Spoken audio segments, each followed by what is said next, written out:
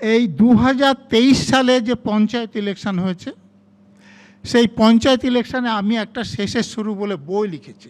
সেখানে দেখবেন যে এই ভোটের সময় যারা নিহত হয়েছিলেন তাদের 64 জনের আমি তালিকা দিয়েছি। এই 64 জনের মধ্যে 34 জন হচ্ছে শাসক দলের, বাকিটা বিরোধী দলের। এবং এই 64 জনের মধ্যে 41 জন মুসলমান। এখানে হিন্দু মুসলমানের কথা এসছে বলে কথাটা আমি বলছি। আমাদের রাজ্যে মুসলমানদের শতকরা হার কত? 27। আর ওই 64 জনের মধ্যে 41 জন মুসলমান হলে হার হয় কত? 64। অর্থাৎ মুসলমানরা অনেক বেশিভাবে এই ভোট হিংসায় নিহত হচ্ছে।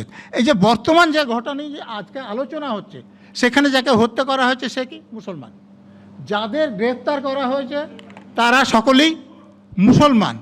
আমি যেটা বলতে চাইছি যে আমাদের রাজ্যের বর্তমান শাসক দল মুসলমানদের ওই ভোট ব্যাংক করার জন্যে তাদের ক্রিমিনাল তৈরি করছে।